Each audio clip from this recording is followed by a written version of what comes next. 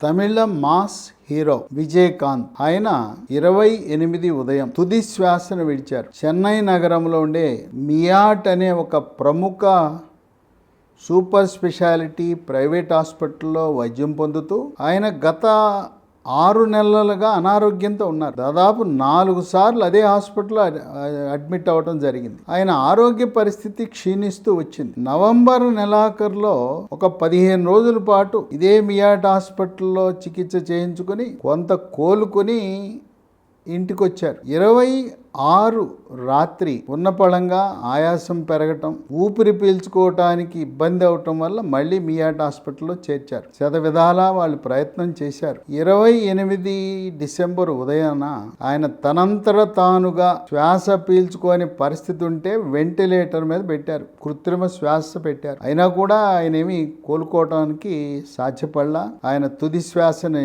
విడచటం అనేది యావత్ సినీ లోకానికి, తమిళనాడు ప్రేక్షకులే కాదు, ఆయన ఒక చాలా పాపులర్ సినిమా, ఆయన కెప్టెన్ ప్రభాకర్ అనే సినిమా తీశారు. దాన్ని తెలుగులో కూడా డబ్బింగ్ చేయటం వల్ల ఆ సినిమా హిట్ అయినప్పటి నుంచి ఆయన్ని ముద్దుగా విజయకాంత్ని కెప్టెన్ అని పిలవటం ప్రారంభించారు. ఈయనకి పలు అనారోగ్య సమస్యలు ఉన్నాయి. ఈ పలు అనారోగ్య సమస్యలతో పాటు ఆయనకి కోవిడ్ కూడా సోకింది. ఈ రోగ నిరోధక వ్యవస్థ బలహీనంగా ఉండటం వల్ల, అనారోగ్యంగా ఉండటం వల్ల సునాయాసంగా కోవిడ్ ప్రవేశించింది. విజయకాంత్ ఆయనకి చేయవలసిన భూమి మీద ఎటువంటి చికిత్సలు ఉన్నాయో అన్ని చికిత్సలు అందించారు. విజయకాంత్ ఆయన మొట్టమొదట సినిమా ఇనిక్కుం ఇలైమతే, ఆ సినిమాతో ప్రారంభించి 2018లో ఆఖరి సినిమా మధుర వీరన్ 2018తో ఆయన సినీ జీవితానికి దూరం అయ్యారు. 2005లో ఆయనకు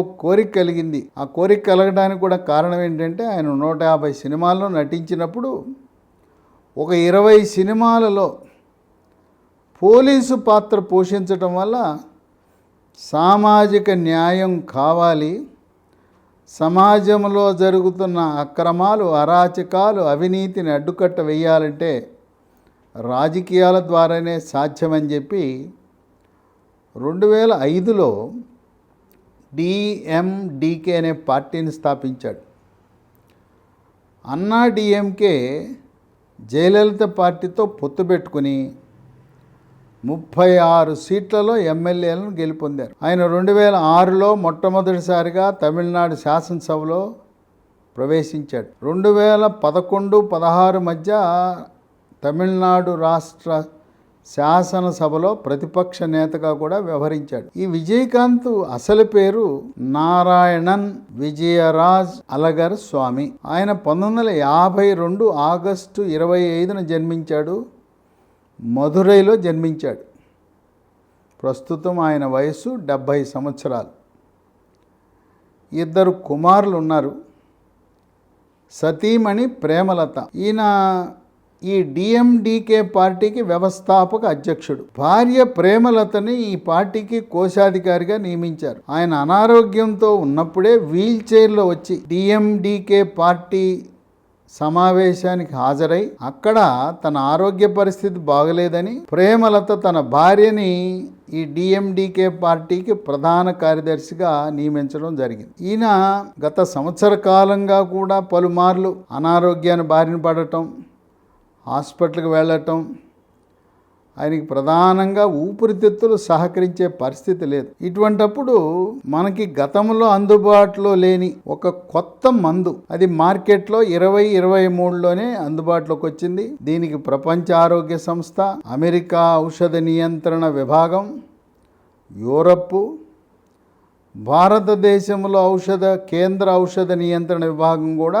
ఆమోదం తెలిపారు. ఆ మందు ఈ విజయకాంత్ లాంటి దీర్ఘకాలిక సమస్యలుండి రోగ నిరోధక శక్తి తగ్గిన వారికి చాలా ఉపయోగకరంగా ఉంటుంది.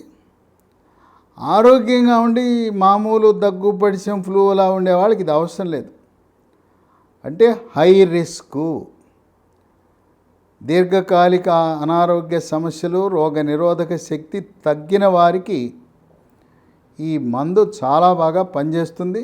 అనేక ప్రయోగాల్లో ఇది అమూల్యమైన ఔషధంగా ప్రపంచ దేశాలన్నీ కూడా వీటిని వాడుతున్నారు. దీన్ని పేరు ప్యాక్స్లోవిడ్ PAXLOVID.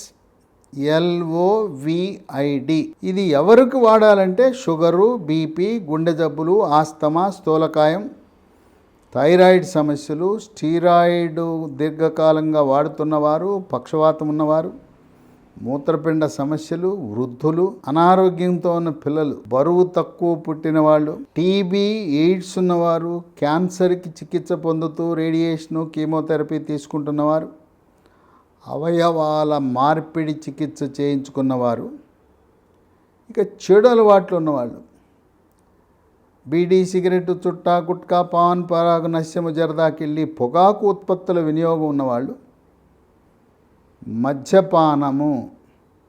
మద్యపానం సేవించటం వల్ల కాలేయము, క్లోమగ్రంథి పాడైపోయిన వారు ఈ మందు వాడితే కోవిడ్ వైరస్ JN1 కోవకి చెందింది చక్కగా స్పందిస్తుంది. ఈ ప్యాక్స్లోవిడ్ అనే మందు భారతదేశంలో కూడా అందుబాటులోకి వచ్చింది. ఇది హైదరాబాద్ నగరంలో ఉండే జనరా ఫార్మా, ZENARA ఫార్మా అనే కంపెనీ వారు, వాళ్ళ పేరు ఈ మందు పేరు వాళ్ళు పెట్టుకున్న పేరు ప్యాక్స్జెన్, PAXZEN, ప్యాక్స్జెన్ అనే పేరుతో ఈ ప్యాక్స్లోవిడ్ అనేది అది మందు పేరు. ఈ ప్యాక్స్లోవిడ్లో దాని కాంపోజిషన్లో 2 రకాల మందులు ఉంటాయి, ట్యాబ్లెట్లు. ఒకదాని పేరు నిర్మెట్రిల్విర్, NIRMETRELVIR, నిర్మెట్రిల్విర్. ఇది 300 మిల్లీగ్రాములు కావాలి.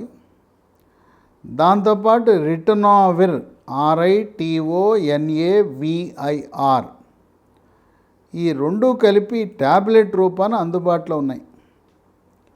ఒక ప్యాకెట్టు 5 రోజుల పాటు వాడాలి. ఉదయము రాత్రి డోసులు. ఉదయం పూట ఆ ప్యాకెట్లోనే నిర్మెట్రిల్విర్ 2 ట్యాబ్లెట్లు, ఒక్కొక్క ట్యాబ్లెట్లు 150 మిల్లీగ్రాములు ఉంటాయి, 2 ట్యాబ్లెట్లు.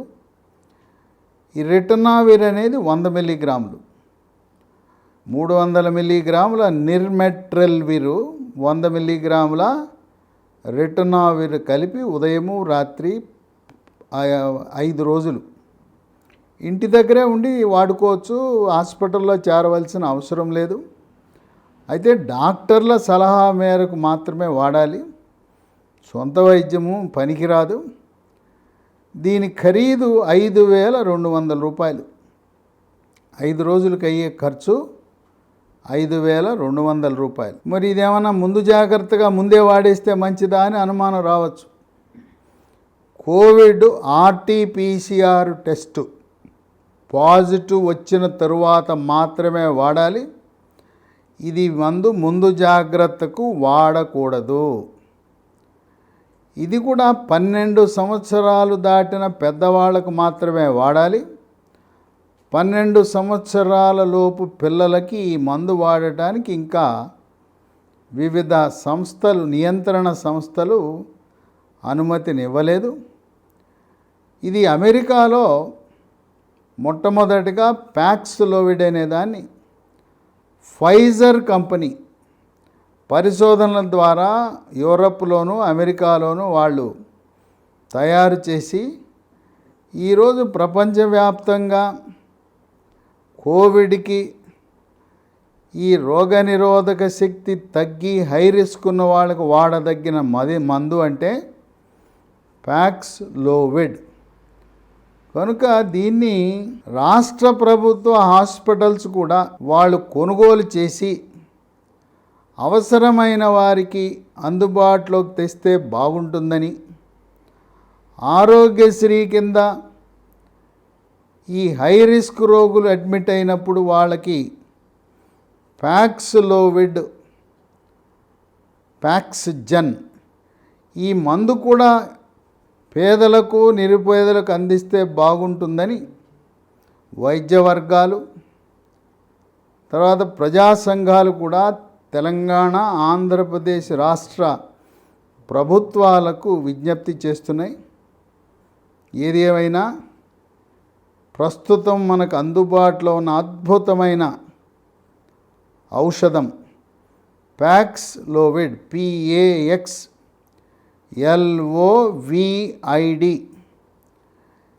గతంలో వాడిన రెమెడీసివిర్ అనే ఇంజెక్షన్ వాడవలసిన అవసరము లేదు. విజయకాంత్ లాంటి క్లిష్టమైన ఆరోగ్య పరిస్థితి ఉండి అనారోగ్యం బారిన పడిన వారికి ఇలాంటి మందు ప్యాక్స్లోవిడ్ అనేది చాలా బాగా పనిచేస్తుంది. ఇప్పటికే 3 డోసుల టీకాలు వాడిన వారు 4వ డోసు అవసరం లేదని భారతీయ వైద్య పరిశోధన మండలి, Indian council of medical research director general Bhargava గారు సూచన ఇచ్చారు. ఒకవేళ ఇప్పటివరకు మీరు ఎవరైనా ఒక్క డోసు కూడా తీసుకోకుండా ఉంటే వాళ్ళు మాత్రము కోవాక్సినో కోవిషీల్డో తీసుకోవచ్చు, కానీ 3 డోసులు పూర్తయిన వారు ఎట్టి పరిస్థితుల్లో 4వ డోసు అవసరము లేదని కేంద్ర ప్రభుత్వం హెచ్చరిస్తూ ఉంది. విజయకాంత్ చలనచిత్ర రంగంలో ఒక లెజెండ్గా మిగిలిపోయి తెలుగు ప్రజలు, తమిళ ప్రజల హృదయాలలో ఒక మాస్ హీరోగా, క్యాప్టెన్గానే చిరస్మరణీయుడిగా మిగిలిపోతాడు. భౌతికంగా ఆయన లేకపోయినా ఆయన నటించిన చిత్రాలు, ఆయన రాజకీయ జీవితం శాశ్వతంగా దక్షిణ భారతదేశంలో చిరస్థాయిగా ఉండిపోతుంది. ఆయన ఆత్మ శాంతించాలని శివైక్యము చెందిన విజయకాంత్ ఆయన కుటుంబ సభ్యులకు ప్రగాఢ సంతాపాన్ని తెలియజేస్తున్నారు. సినీ ప్రముఖులు, రాజకీయ ప్రముఖులు వాళ్ళందరూ కూడా విజయకాంత్ చేసిన సేవలను కొనియాడుతూ తమిళనాడు రాష్ట్ర ప్రగతికి ఆయన అందించిన సేవలను ఒక్కసారి స్మరించుకోవటం అనేది విశేషము.